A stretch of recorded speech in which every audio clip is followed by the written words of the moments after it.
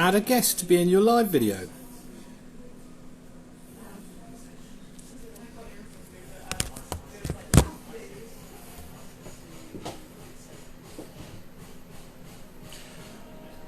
Hi everybody. I wonder if I'm on. I'm waiting for Gabrielle.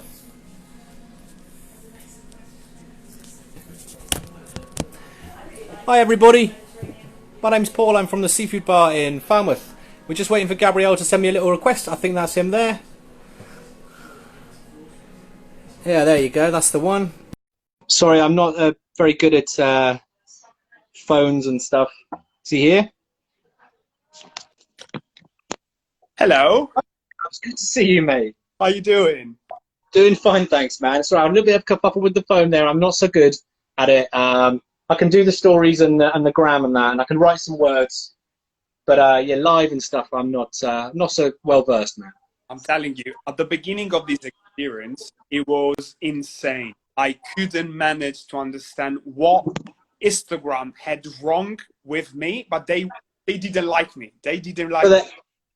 Is it correct that you've been blocked? They've blocked your account? Yeah. So when you basically have...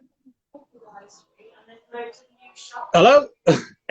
When you have lots of traffic in your profile, they just like literally stop you to do any sort of action within the profile itself. Oh, that's really helpful, man. You know? Well, we got there in the end, though, eh? Live we are, so nice to see you. Thanks so much for inviting me to come and do this with you. I appreciate it, man. Mike, you've been one of the most chatted, you know, entity into the craft beer, and I'm saying yourself as you are in charge with the place. And yeah, I was really looking forward to this. Oh, cool. Me too, man. I'm a bit nervous. Got butterflies in my tummy. Don't do a lot of public speaking these days, but it's a treat all the same, man. Right. So I'm telling you, I'm normally like do the smallest intro we could possibly do to let everyone. That's fun. Brilliant. So basically, the digital beer stream was born as a way to fight the boards on the lockdown and try to keep the beer community connected. And every single episode, we're trying to have a two-way live conversations with experts within the beer industry and craft beer industry especially. And every week we have a beer style. This week is double IPA. Guess why? I've got you know, someone from Verdant over here. And when we chatting about topic, it's not just about, you know, asking like simple question. I really want to go deep into you know, a topic and trying to understand why are things happening and why these things happening. Or working, as I said, for a very fantastic, you know, experience. Probably one of the most unique in the UK right now for craft beer, which he should be very, very happy about it. And Paul, would you like to introduce yourself if you haven't done it yet? Sure, I'd be glad to. Yeah, hi, my name is Paul. I'm the general manager of the Verdant Seafood Bar in Falmouth in Cornwall. We are Verdant Brewing Company's only dedicated taproom. They have the experiment in with Pressure Drop in Hackney, but really this is the only place where all 8 lines dedicated to Verdant on draft. At the moment we're selling cans and stuff. The bar specialises in seafood tapas. We're blessed with an abundance in Cornwall, so it's really nice to be able to do that, get things fresh every day. We have no freezer, for example. And so, yeah, we really specialise in seafood tapas and Verdant beer. And so I guess that's why I'm here. And I'm drinking a dipper. I did I think you've frozen them. Weeks ago. Oh, hey, man. Okay. Cheers. Dead pleased with this beer. So, this is out of the tank 2 days. 2 days fresh. Wait. Oh, man. Okay. Right. I couldn't do that good. That I mean, you must be nuts. No, that's you know. okay. Okay. No worries, man. I can tell straight away that this is like a fruit bomb, a juice bomb. I can just have it on the nose. I'm like, whoa. Yeah. That one's a killer, man. That's a really sweet beer, that one. This one is with the, you know, this is brand new, the pavement liquor with the magazine. Yep. It's pretty good, man. Nice and strong. I'm so happy to be here. This is a for you. Yeah. Cheers. And you know, I was reading a bit about your experience, so I would love to chat about that as first. Like, you've been behind the bar for 15 years, so Yeah. you almost like elevate yourself into sort of legendary, kind of figure when you are going after 10 years in a bar in a young age as you have. I've done my 10,000 hours, yeah. Wow. No, I don't know if I have. I haven't checked. Well, tell me about that. Like, where is your passion coming from for working in bars and stuff? Man, I accidentally worked in a bar when I was 18. I started working at a music venue in the southeast of England. This music venue, Tunbridge Wells, very well, good venue that. I went behind the bar there, got into music and beer through that, and then I went on to run a pub in the same town for about 5.5 years. Moved to Bristol, got into craft beer, and helped run a craft beer bar there, and started working for Left Handed Giant in Bristol also, back to behind the bar here. It's something you learn to love, really, to be honest with you, man. It's something you do by accident when you start because you need a job and it's easy to walk into, and, talking to people and serving beers seems like a nice way to spend your time and get paid for it, which is good. And after these years, you sort of get really into it in quite a strange way. People who know me will know how much I care about mops and mop heads and mopping techniques. I love it. It's really a passion of mine. It's a hobby, mopping. Anyway, so it's all these small things, the social side of it as well. You do get into it. It's nice to see people. It's nice to serve beer. And now, here working with Falmouth at the moment, working in Falmouth with Verdant is not only do you get that whole social side of things and the running of the bar, but you actually get to serve a product that you're really pleased with. Like I'm super keen to be able to sell Verdant on a regular basis and to work with it, drink a lot of it, and know the guys. Yeah, it helps obviously if you like what you're selling. So. I think it's a natural progression to jump from, let's say, a standard type of bar and get into craft beer, especially if you have, like interest in music, in subcultures, in art in general. Yeah. It's certainly true that the thing is there's only so many pints of Kronenberg and Jaeger bombs you can serve before you don't care about the product you're serving anymore, and but if you're keen on what you do, you can move into something more specialized. So, and that works really nicely. A lot of people come from just normal pubs. Well, the scene in London is made by people. Then you can see the enthusiasm at the beginning. You can still the enthusiasm in between, their career. And in these days, I see the same people still smiling, still smashing it, which is the magic. That's a real magic. And have you always been like a fan of hoppy beers in this case? Like, I have been, man. I mean, when I started, really, I was a lager drinker. I used to drink pints and pints of Czech Pilsner, in particular, Budvar and Pilsner Urquell, and that sort of thing was the first sort of thing I got into. So Czech hops and that sort of thing. But in terms of getting into hoppy beers, it took me a while actually. The first one I would have tried would have been, years ago, must have been Gamma Ray or something from a local bar. And I thought it was too flowery, man. I thought it was too flowery, too intense. I liked a lager. I just wanted straightforward, man. It's something you learn to love, really, to be honest with you. I mean, some people, it hits them. That's what I want. Hops, yum, yum. But some people, it took me a couple of years to be really, really keen on hops. And, it's something you grow into, man, especially when you drink as much Verdant as I do. In loads. Yeah. You have to like it. But yeah. You release, I don't know if it's today or anyway in these days, a Pilsner as well, a Verdant, right? We've released a Pilsner today, that's right, yeah. Well, I say released, it's actually only available here at the bar today. Oh, wow. I think it'll be in London next week. And it's actually, they've had a couple of experiments with lagers in the past, so I'm always really thrilled when it comes out. We've had one really good Pilsner a while ago. I can't remember what it was called now. Maybe it was just called Pilsner version 2, but it was really great when we had it on tap, man. We sort of tried to keep it as a standard. But when they moved into the new brewery, they didn't want to make a Pilsner straight off the bat. So it's taken a while. I'm really glad it's back. I love lager. I also love the fact that you are refer to, the experiments that you do with Pilsners and lagers as Yeah.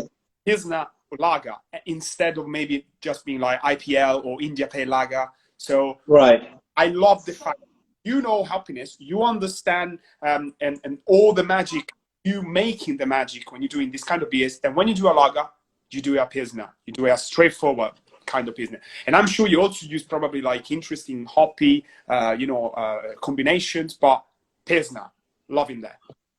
Yeah, totally, man. This one is a New Zealand Pilsner, one of my favourite types. I think Czech is any kind of authentic Czech. That's the one for me. But New Zealand's not far behind, man. There's been some really cracking New Zealand Pilsners that's come out lately. Braybrook in Market Harbour, Leicestershire did a really, really great New Zealand Pilsner. There's been a number come out from all kinds of places, man. Great, I love that. I love to be able to find like really good, like well-made, UK lager. It's a brilliant thing. Nothing like it. Nothing like it. Sorry, I was swearing. I swear by accident. I've got a dirty mouth. My colleague Lydia's written lager, lager, lager. That's exactly right. Underworld said it all, But we're not here to talk about lager. And do you think in a way like craft beer creates a different scenario, different, like sort of, sub, unit for drinkers in the UK? Like, do you think really creates a division between what used to be and what is now? Craft beer? Yeah. It definitely has, man. I mean, it definitely has. You'll see the fridges in old pubs about 15 years ago, the fridges behind the bar with the bottles in them, they were pretty small. You know what I mean? They had Smirnoff Ice and maybe like a Bulmer's cider or something, And not many bottled beers at all. You look at them now, they're full of cans, you know what I mean? You can, and you see loads of people peering at them, trying to see what's in there. What do you got in the fridges, mate? Happens a lot, and yeah, I do think it's definitely changed things, man. There are still people who want to get a simple lager, a simple cider, a Guinness, or what have you, but there's so many more people who are on the hunt for something more specific, more specialist. And they will choose the pubs they go to as a result of what they really, really want. You know what I mean? Yeah. So I do think it's changed it hugely, man. I think pubs in the UK have definitely had to make a bit of a turn toward something a bit more specialist. The homogenized pub of the past is, quite different now. 100%. Yeah. And I noticed as well, like, it's not just a city thing. It's not just in London and in Bristol. You are the perfect example to tell me that there is an interest in even smaller realities, or realities where traditionally you wouldn't think craft beer or actually American-inspired contemporary hobbies will work. Totally, man. I mean, you'll still be hard pressed to find Verdant on tap anywhere except, cities around the town. But yeah, I mean, yeah. You said it. You also you are very, very, lucky, I would say, in my opinion, to be able to no, you are, trust me, to be able. No, I know, I agree. To be able to refer to yourself as I'm actually working in a seafood restaurant, which is also a taproom, instead of just being like, hey, I'm working in a taproom. I mean, it's fine. Yeah. You're working in a restaurant. Like, this is unique. Yeah, totally, man. I mean, it is. I feel very lucky to be here. I mean, I ran a pub and it was a divey pub. There's not much to be proud of there. It's a good place, community space. But moving into something more specific and working for one of the UK's highest rated breweries, and in fact a great producer that I really admire, in their tap room is a real treat for me, man. I mean, I'm really pleased about where I am. 5 years ago I was desperate to get out of bars. Being here, doing something so specialist with beer, but also with food, is a real treat for me, man. I mean, when we first opened, I wasn't sure about my background is not in restaurants or food. It's very much behind a bar, serving drinks. And so I wasn't too sure how I'd get on with the food side of things, but it turns out it's an absolute treat, man. It's a real pleasure to be able to do it, especially if people think it's good and I get to eat well, so that's good too, And how did you actually came out with this incredible idea? Like, did you get inspiration from an existing place, or is a vision? Well, so I mean, myself, I didn't have a huge amount to do with the conception of the bar. At the time that this bar was being, Verdant had bought this premises, which was already a seafood restaurant, for about 50 years. But it had been recently vacated, and they bought the building, and they crowdfunded the resources to do that. And during the time they were putting it all together, I was working elsewhere. I was in Bristol working for Lieutenant Giant and for Small Bar, the craft beer bar there. And so I didn't have a huge amount to do with the creation of it, but they wanted to stick with the roots of the place, being it is a seafood restaurant for 50 years. It's a nice little premises for a tap room, which is the reason they bought it.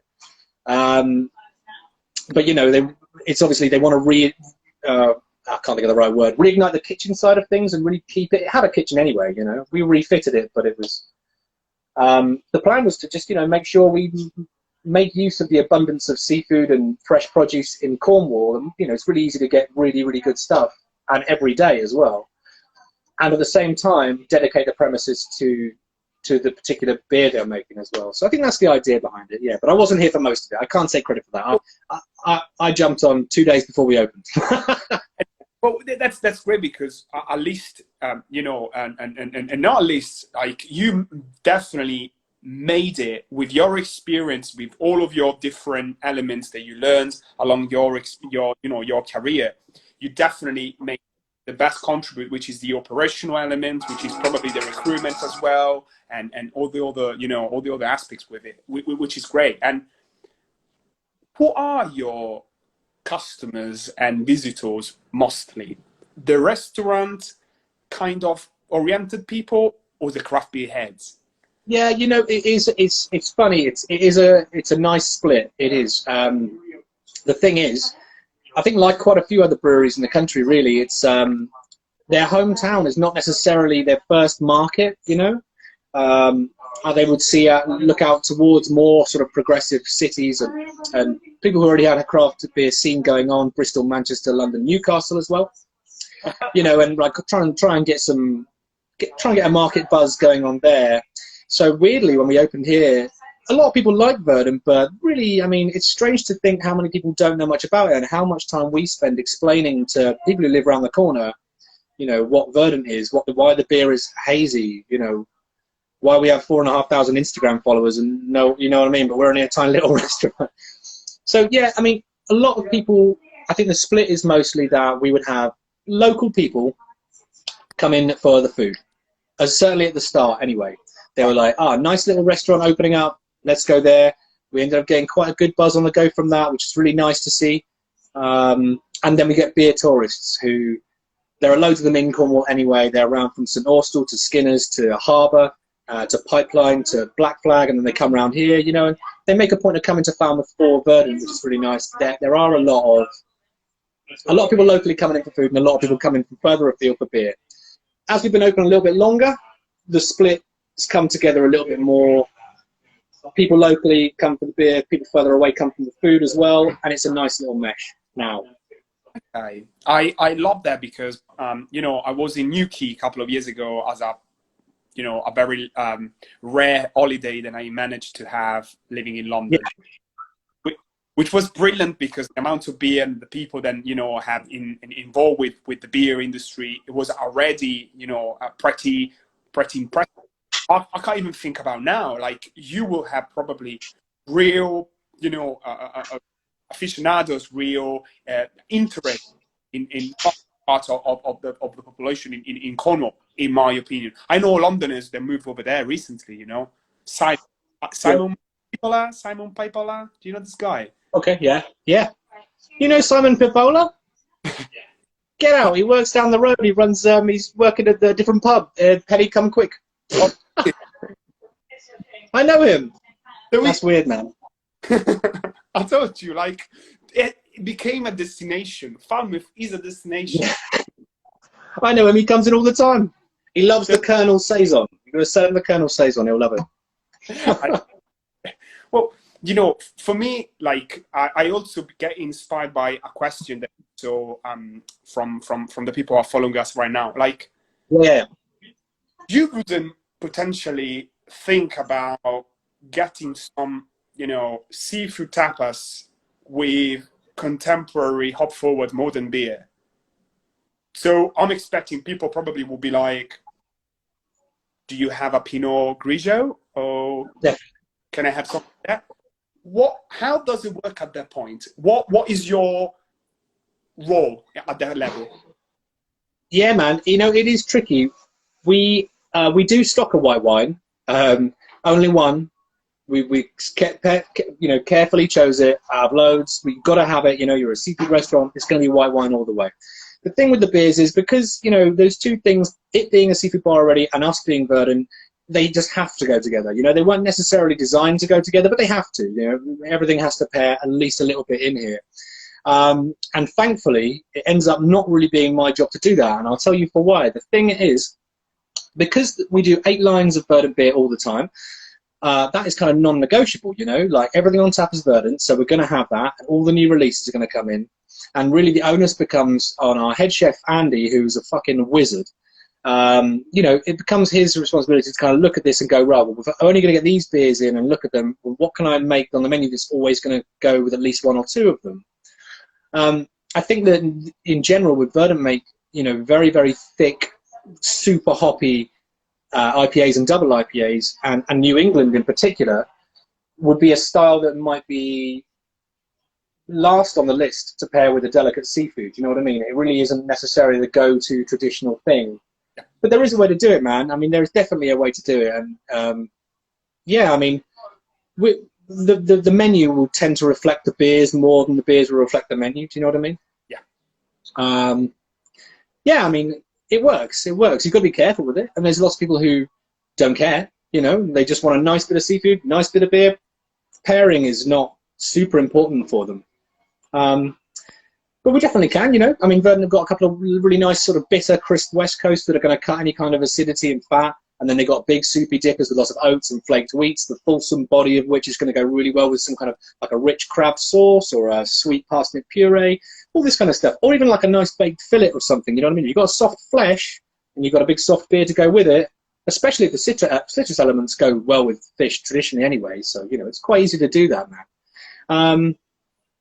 Yeah, I mean, we do our best with it, man. It's trickier than if you want to pair a wine, obviously, but yeah. Someone says pale ales are the new Pinot Grigio down here. I agree. I agree. It must be in a way, Yeah. Yeah.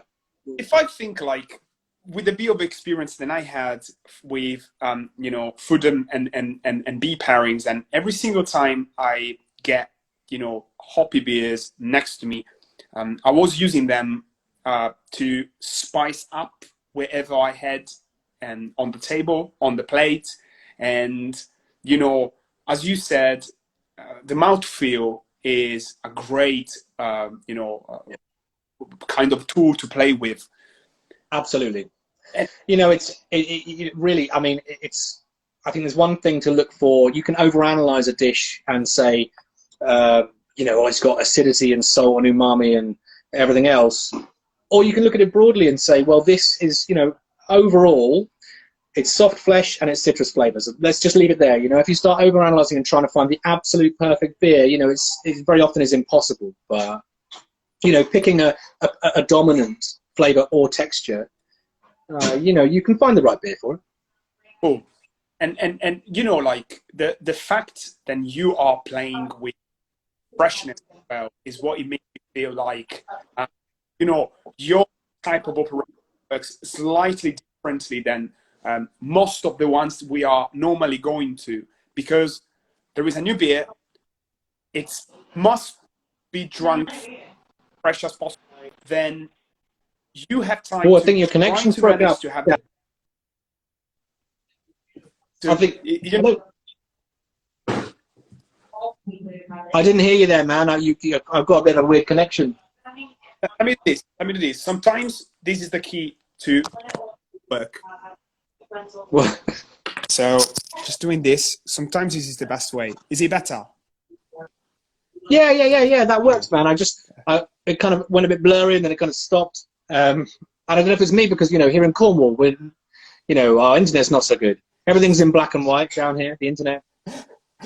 All right. Well, now probably should be better. I'm gonna stay with the phone as well, like this. And I'm thinking like freshness. Freshness is such an important thing, and you playing with freshness both on the food side and both on the drink side. There is a freshen obsession. Oh, I just want to say hello, James. Hiya, North Star Shine. So the guy who's commented there, North Star Shine, that's James. He was like a consultant chef here when we first opened. He helped Andy to put together the whole menu. He was here plastering the walls. He was doing all kinds of stuff. Big shout out to James Mann, who he put so much of this together. He is the man. I hope he's all right. Anyway, sorry, go on, man. No, just I mean, like this word, freshness. Freshness must be like a mantra for you in terms of both the drinks and the food, right? It definitely is, man. I mean, but also, you know, it's not just a mantra or a goal, or, you know, we'd aim for freshness at all times. It's actually a necessity of the building as well. So this premises that we're in has no cellar, and it has no freezer, and it really has no room for anything. So all we have is a 16 keg kegerator, basically, instead of a cellar. So everything is temperature controlled to 4 degrees, basically. And is direct draw from underneath the bar. There is no cellar. And similarly in the kitchen for the food and everything, right? Fish, tricky. Don't want it to go off, right? Obviously not.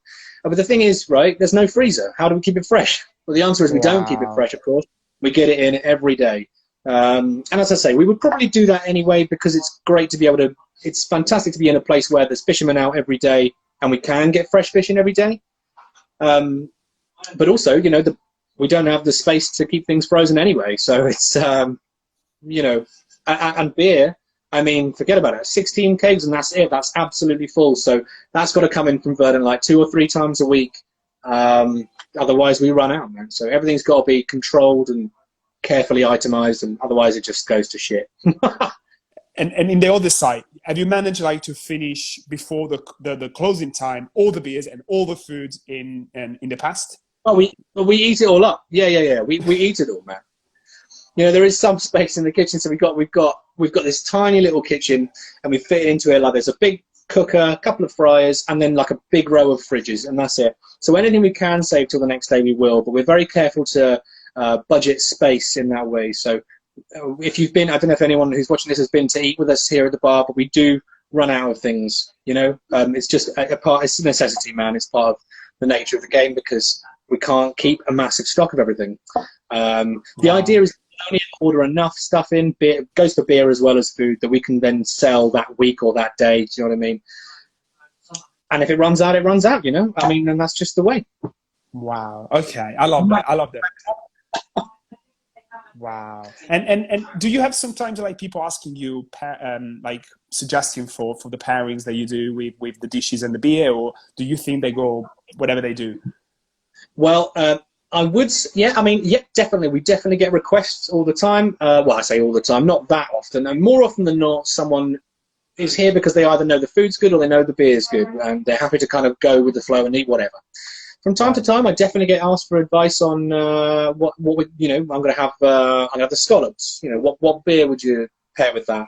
You know, that happens all the time, man. And sometimes it can be tricky because, as I say, New England IPAs, they're not great. And if they've already, well, not great, they are delicious. Sorry, I mean for pairing, you know, they're more difficult than some.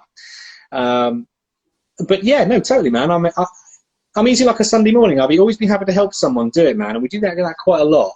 But it depends on the dish that they choose, you know. There are some dishes that are just, you know, more difficult than others to find the right beer for on our taps, you know. Sure. And also the answer is always light bulb, because it goes with everything, man. I know. I can say that as well. Yeah. Unless they request, I want a double IPA and I want to have the scallops. What do you reckon? Have a like, well, it depends what the scallops are with. Oh, all sorts, man. But, you know, that's part of what we do, though. I think it's kind of hard to go wrong a bit. The menu is curated very carefully by Andy, who does, as I say, as our chef. Yep. You know, to make sure that it's hard to go wrong.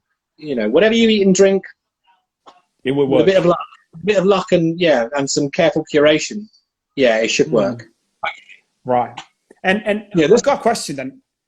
Like my wife was asking me before. She was like, you know, if me and you, like me and her, we go out to a restaurant and I want to drink like, you know, something that I like. I don't care about the package. I don't care about how it's been served. If it's a nice, you know, clean glass and, you know, the liquid is decent in nice condition, I'm happy to go for it. But I'm thinking like people, would you think for, you know, like a seafood restaurant, having like, you know, people that maybe would be like, oh, actually cans, that's not as premium on a dinner table than maybe bottles. Have you ever received this kind of comments? Well, you know, actually, normally when we don't have the plague going on, we actually don't sell cans at all. We sell cans at the moment because we're closed down as a result of COVID. In the past, it has been Verdant's express wishes that we don't sell cans at all, which we think is a bit, you know, we've always been back and forth because I would really like to sell cans. You know, I think the idea is that sometimes it can feel like if you've got a table full of dirty cans, you might as well have an ashtray in there as well, you know, bits and bobs. And it's not as classy. So, yeah, I mean, it's weird, you know, because I still think we should sell cans, and I hope we will soon. Verdant were just like outsourcing, you know, well, not outsourcing, but all their cans would get sold so quickly that there wasn't really any left for us anyway. You know, and one of our USPs was always that, you know, you can come here and get your Verdant fresh out of tap, less than a mile from the brewery, you know. But I do think that I don't think it's fair to say that that it's not as classy or not as premium, you know. Cans are great, man. They look really great. You know, you can get so much more artwork on a can than you can on a bottle. Doesn't mean the contents are going to be any better or worse, you know. I really like cans, and I'd be honoured to have them on my dinner table. 100% yes. I don't know how the public feel about that, man. I think that people are coming round to cans. I don't know if when we reopen after coronavirus, maybe we'll, you know, I'd like to sell cans. Might as well. Wow. Yeah. Well, you know, again, because for many people that are into Verdant and the Verdant products, you know, the cans are the medium where they can get in touch with the beers, and they look to have, you know, there is a sort of a fetishism for the actual object, and with heavily hopped beer, it is even stronger than you know, in different type of styles. Oh man, absolutely. Listen, it's a bit like, right, especially when it comes to things like Verdant and Wylam and Daya, and there's loads of breweries who've got really, really incredible artwork. Their cans just look fucking great, right? But it's like having, you know, buying a vinyl record, you know? It's not just a product that you're going to enjoy the contents of. It's a real thing. It's a thing, you know? You can go to people's houses who are really into this, right? And they'll have, you know, rows of cans on their mantelpiece, beers they've known, beers they've drunk, you know what I mean? Because they look good and they're a nice thing to have. So I do get it, man. I get it. I've got a mantelpiece full of bottles and cans in my house, you know, and they're coming with me when I move. You know what I mean? It's important to me, you know. They're a thing. They're a thing that I've had that's going to give me joy. And the fact that cans look so crazy these days is a good thing. Got some Northern Monk just behind there. Oh yeah, shit, yeah. There is an Affinity Brewery in Here's here. my mantelpiece of beers. Oh. I mean, I'm in the bar, not in my house, but they're all here, you know. It's a nice little bit of decoration as well as anything else. It's a thing to have, you know. Yeah, it's like cans are the best, man. I agree with you, and you know, like it's like T-shirts and merch. When you are really into the brewery that you like, or a scene or a subculture, you support it in everything you do. It's not just what you drink; it's how you are, who you are, in a way, right? Yeah, I mean, it's like buying a band T-shirt. You know what I mean? When you buy a Verdant cap, you know, you walk through town, you're wearing it. You know, you want to support that brand, you want to give it the props and the cred and what have you. You know, fair play, man, fair play. But you know, also I would say like band T-shirts, right? If you wear a band T-shirt, you're not allowed to wear that to the band's gig. It's not cool. You know. 100%. But when people walk in with Verdant shirts on, that happens a lot. And I go, oh, nice T-shirt, man.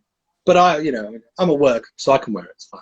You can do. You almost say it's like it's on brand. You know, it's a way, it's a thing. But the green T-shirt, I mean, absolutely. There's nothing wrong with it at all, man. I think it's real good. And you know, a lot of these breweries, you know, it may seem important to people like you and I, maybe who follow, you know, the industry. There's a lot of people, many more people who don't follow the industry, know nothing about it. When you wear a T-shirt that just says Verdant on the front of it, that's great. Someone's going to go, that guy's wearing a Verdant shirt, cool. Or, oh, that's a brewing company, but I've never heard of them, man. I might look it up. You never know. 100%. And it happens they all have really good artists as well. So for sure, yeah. What's the vibe in the seafood bar like? When you're getting into a deep Friday evening, do you have sometimes that kind of, you know, noisy, bubbling atmosphere, and are you trying to get back into like a more restaurant dimension? How do you play with it?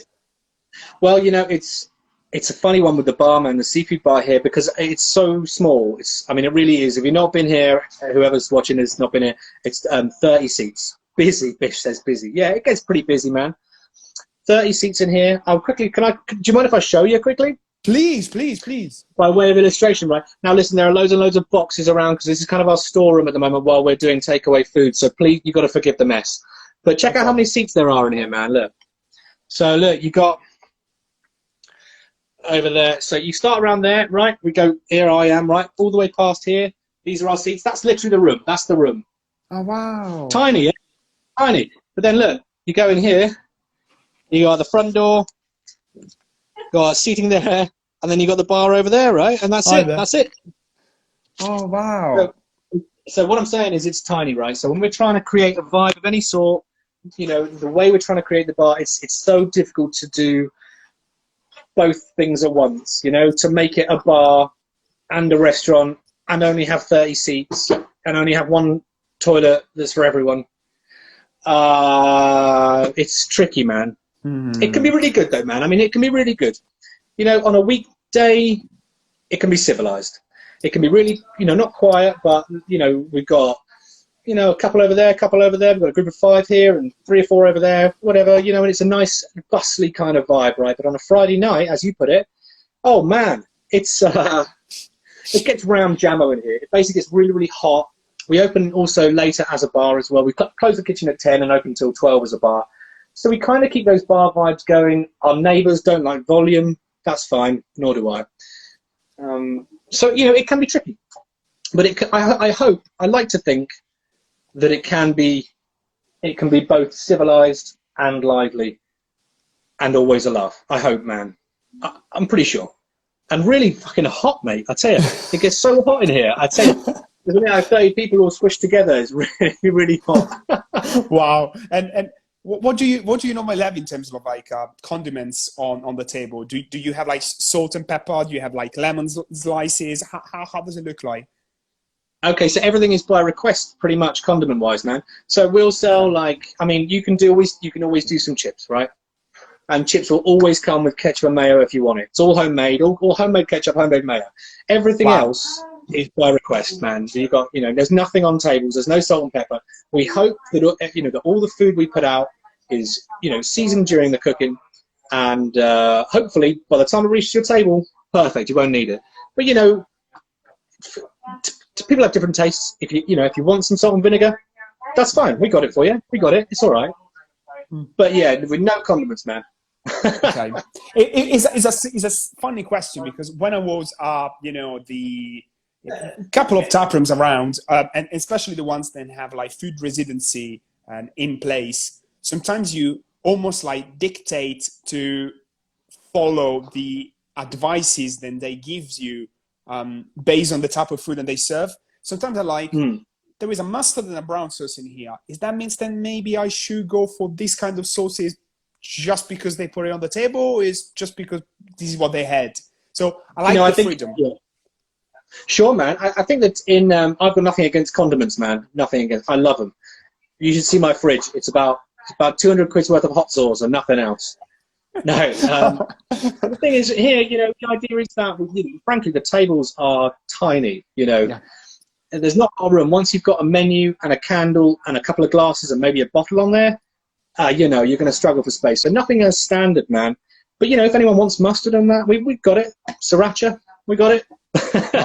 That makes sense. We hope that our food doesn't necessarily need them, but there's no judgment. If you want them, man. And a lot of the things that are done here. Glassware. Sorry, go on. I stopped you. I stopped you in a second. Sorry, and I didn't hear the last sentence. Please go on. Please. Oh yeah. So a lot of, it's funny, you know, we've made a lot of aesthetic choices, the things we want, how we want things to be, but there are actually, you know, more considerations as a result of necessity, because we are, I mean, so small that it, you know, that a lot of the pause. Did it pause for you? A lot of the decisions we make, condiments, glasses, I know. candles, all that kind of stuff. You know, a lot of them will be that. You know, that's really based on necessity. It's so small. Yeah. We got a limit to, you know, the minimum. You know, we need the minimum amount of things on the tables to make space. And also, this being tapas, man, we got like 9 things on the menu or so. You know, so, and if someone orders the menu, we have a thing where you can eat the menu. So you, instead of ordering bit by bit, you go, I'll eat the menu. And when that happens, we cook everything, and as it comes out, this tiny table just fills up with like tiny little plates. You know what I mean? So that's a bit tricky. Yeah. But everything is born of necessity, really, man. Yeah, I'm not joking. Like, this is one of the live where the people commenting the most. You definitely have people that all love your place or have a massive interest to come and visit it. I couldn't really hear you, man. What's that? Big number of comments. Gabs, I couldn't hear you, man.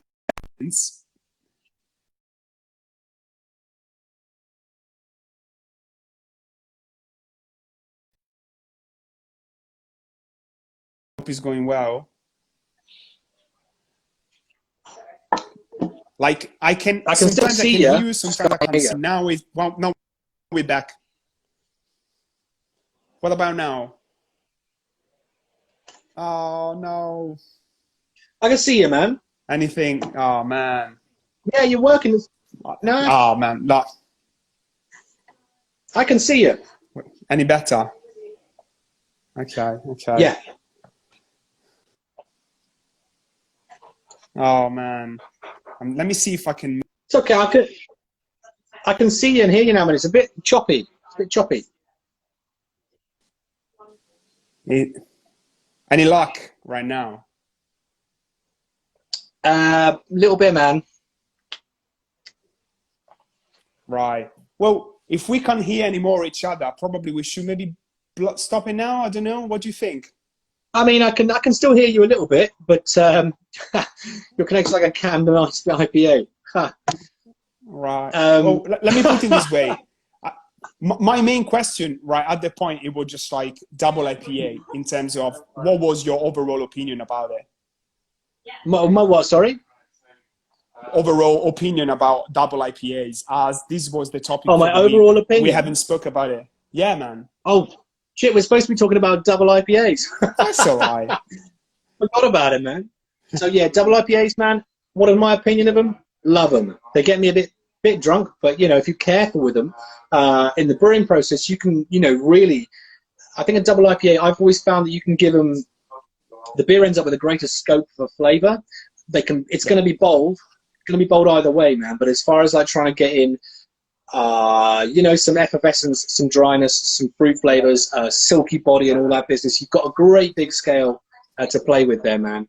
So I think the double IPAs are really one of the more capable beer styles of including more flavors. I mean, the king is obviously the lambic and the saisons. Not, you know, you're not going to approach that with a double IPA, but the double IPA is going to give you a big pillowy feeling, man. And I really like them. And I think that, you know, as far as pairing with food goes, they work better than you might think with a lot of dishes, man. You just got to be careful about what you choose and, you know, which beer. I find that the best the best hop variety of preparing for food with IPAs and double IPAs will be Antipodean hop varieties, particularly Nelson Sauvin. Oh, wow. It's the grassiness of it. You know, it kind of gives you a bit of a drier flavour than you would with like a big, bold mango flavour. Yeah, my opinion on double IPAs is great. If only I could afford more of them. I know. Yeah, that's a big point of the whole conversation. For me, is like, yeah, many people have this kind of you know, interest and passion for double IPAs in general, and yeah. We are now like getting into a level where the products are costing a lot. The amount of available products are getting almost like insane, and sometimes you have bottle shops, at least here in London, and they stock like 40 different double IPAs in one go, and you're like, where am I going? You can't buy it. Yeah, for like at least $5 a can, you know, you're going to struggle to buy everything. That's the thing about them, man. It's they are expensive. I think that you may have heard this already. You know, do you ever watch Inside the Factory? Yep. You've seen that show? Yep. Greg Wallace went to Carling, for like, you know, inside the beer factory, I guess it was. And they're making Carling Black Label Lager. It's got 0.28 grams of hops per litre of beer brewed. But like if you look at the Cloudwater and Daya and Verdant collab from last year, I can't remember the name of it, but it was called Everyone's Doing It Now or something like that. The thing about that beer is there's 32 grams of hops per litre brewed in that beer. And the difference is so massive that, you know, you can look at a can of beer and go, that costs £6. I just can't. But then you consider what's gone into it and, you know, the value, the actual value of it before anyone's marked it up or tried to gouge it. You know, it's already worth a lot of money. And that's the thing about those beers and these breweries, like Verdant especially are one of them, you know, their beers can be pricey, but the thing is they're really putting into it what they think it's worth and trying to give this style, you know, as much respect as possible by really knocking it out of the park. It's just a shame that it comes out on the other end being quite pricey, you know. Yeah, I know. Well, it makes sense in a way. But, you know, in your opinion, keep watching America. Keep having America as a standard for hop-forward beers and you know, Overdraft, perhaps, or Finback or KCBC. Yeah. Are we now in the UK at the same level? Or are we getting close to that level of, you know, knowledge of doing hoppy beers as in the US? Or we still need to learn something, in your opinion? Yeah, we're a bit. Excuse me, I'm sorry. It's fine. It's not. It's smoker's cough. It's smoker's cough. I've not got the virus. We're catching up in the UK. You know, we are catching up. I think that, you know, we're a few years behind them, and I think we probably always will be. Like right now, the UK is in a huge dipper phase. You know, which is great. It does mean that other styles sometimes don't get a look in. I mean, people like Boxcar making a dark mild and stuff. More of that, lovely. You don't want to become homogenized and absolutely full of difference. But I do think that, you know, we're following in the footsteps of America. America kind of blazing this trail, you know, with these incredibly hoppy beers, especially, you know, the famous New England style and the West Coast and all that business. You know, we're following them and they're setting a good example for the most part. I mean, you know, there are some, yeah, I think that it's changed a lot. We'll see how it goes. We'll see how long the reign of the dipper is, you know, how long it lasts. Nice. And without like use too much of your kindness and your time today, because I'm sure you're busy doing the things. That's all right, yeah. You know, it was 30. Sometimes it's getting 40.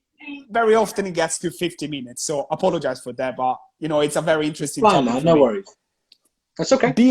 Beer and gastronomy, like overall, would you expect to see a rise of, you know, number of pubs and operations in general with probably like breweries that are trying to create collaboration with, you know, restaurants or famous chefs or unusual food companion for beer? Or you don't think this is not going to be a trend? What's in your opinion? Man, I hope it is a trend. I hope it is, because, you know, when I go to a nice, decent restaurant and I've heard the food is really great, and then I look at the list and it's just Peroni, you know, in bottles, my heart sinks, man. There's no reason that the beer can't be appreciated in the same way as wine, especially with, you know, with food in a restaurant. Some of them pair much, much better. You know what I mean? I think that there is an opinion of beer that is not quite there with wine. Excuse me, with beer that it is wine. And it should be, you know, so much beer is treated with such respect, and you've got so many beers being aged on wood, in Chardonnay barrels, Bordeaux barrels, whiskey casks, all that kind of stuff. You know, there's a lot that goes into that sort of thing, and I think that they should be considered. I want to go to a restaurant and open my menu, and I want to see a good list of beers. It doesn't have to be crazy, you know what I mean? But I mean, if I'd like to see, oh, they got a couple of nice IPAs from British breweries on draft. They got a nice lager. Oh, and look down the bottom here. You know, right at the bottom of the list, there's the Cantillon. I've got the Cantillon and the Trefontaine here. I might have a bottle of that. It's my birthday. Do you know what I mean? Like that. And in fact, I think that a lot of people would like that. It's just that beer is, Gabs, in the UK, it's a pint of beer, and it's a pint of beer. You go down the pub, it's a pint of beer. And a pint of beer is a pint of beer, and it should cost £3. You know what I mean? But it doesn't mean that it can't be like wine or seen that way, only that it isn't seen that way by most people, you know. But we're getting there. We are getting there. That's whole part of the whole craft movement thing, I think, is if people come with a greater appreciation for craftsmanship in production. And eventually, I hope we see great big beer lists in posh restaurants. There's no reason that some posh Michelin-starred restaurant in London couldn't phone me up and say, what should we have on our beer list? We're trying to get some beers in. And I could tell them, listen, You want to get the lambics, you want to get the Colonel Saison, you want to get the Burning Sky in, and you want to get loads of Verdant on tap. Duh, it's easy. But there's not a lot of communication between those two zones. You've got the wine, the militant restaurants, and then you've got the new pop-up things that are happening. They sort of have a better idea of things that get their ear to the ground as far as beer goes. Right. I hope that's true and fair to say. I don't know. I went on a bit of a rant there. I just love beer, man. Two of my favorite places in London. One is called Brigadier's, Asian Indian barbecue inspired food. Stunning beer list, stunning, incredible. Central That's London, we need very more. easy. Yeah, we need more of that, man. We need more of that. And can I tell you, I don't mind telling you, man, some of my favourite times here in the bar, at other bars, and at restaurants as well, you know, is round a really nice bottle of beer we can share. A big bottle that everyone has a sip, we drink it, we clink, it's great, you know? Some of my favourite times, really memorable times with some great beers. It's totally doable, man. I love that. I really love the fact that if you're going to come to London, please let me know. We can go and visit a couple of places where I know we can have good food and really good beer. And maybe we're going to go and visit the Basqueland new taproom. I've got something else to tell you as well, right? I was reading your, you sent me some questions earlier, right? And one of them was something along the lines of, I've got it here, look. It says, for the seafood bar, did you get inspired to visit any places, right? Yep. So on the 6th of March, excuse me, on the 9th of March, sorry, this year, we were supposed to go, me and Adam, one of the directors of Verdant, was supposed to fly to I can't remember, Bilbao. Yeah. And then go down to San Sebastian to visit Basque, to do a collab brew, and to visit Pinchos bars in San Sebastian. Yep. And that was on the 9th of March. And then coronavirus hit, and we didn't go.